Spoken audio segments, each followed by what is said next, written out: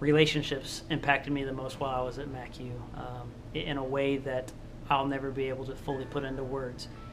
To be able to go to class, be able to spend part of your life with individuals and share in the same burdens, share in the same passions. It was something that was unlike anything I ever experienced before. And to this day, I have friends that I went to school with that I still keep in contact with, that I still encourage, that are encouragement to me. And I'm not the man I am today without those relationships that MACU helped foster and provide for me. And I'm so grateful for that. So I know that a lot of people say this, but I think it's because it makes such a huge difference. The people at MACU are definitely what impacted me the most, and it's the professors, your classmates, your friends, the other staff, like the faculty and the staff. I know that I had met some of my favorite people when I was at MACU, and definitely the classes were helpful, definitely the leadership experiences that I went after, those were all helpful, but the things that I will never forget are the community and just the way that MACU became home for those 4 years that I was a student. It was a special, special time, and it was so fun to get to be with your people for just that amount of time. I think God definitely blesses that community.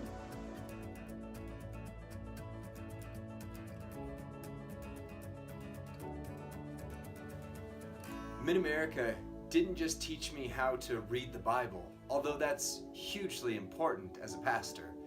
It also taught me how to discern truth, how to understand how truth and life interact. Really, the greatest gift that MACU gave me through classes like the inductive Bible study classes was the ability to learn how to learn. I was taught how to dig into a text or even a TV show and see what truth was there, how it applies to life, and what we should do with it as those who follow after Jesus Christ. The greatest gift that Mid-America has given me was the confidence I need to be able to go not just into a job, but to spend a life in vocational ministry.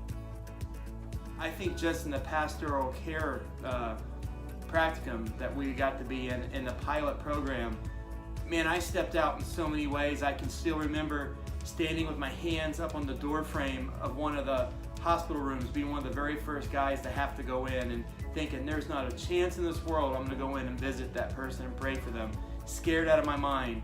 But my leaders, my chaplain, my professor, the guys in my class, they rallied around me, and to this day I know I'm a better minister in pastoral care and loving on folks of any age and any situation because of that. I saw God do amazing miracles there in that short time in that practicum. And so I left ready to do ministry in ways that I never thought I could do, but knowing that God was in me and that even out of your comfort zone, God's there to lift you up. When I faced trials and I faced some really tough spots in my first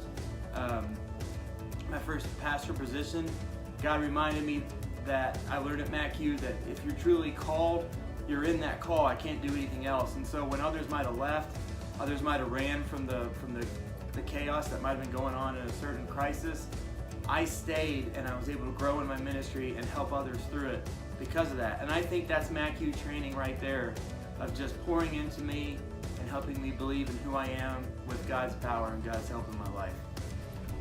I'm Bill Widener, and that's my MACU story. I'm Lee Brown, lead pastor of Sloan's Lake Church in Denver, Colorado, and this is my MACU story.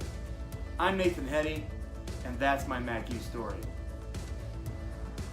My name is Alex McGill Weeks, and that is my MACU story.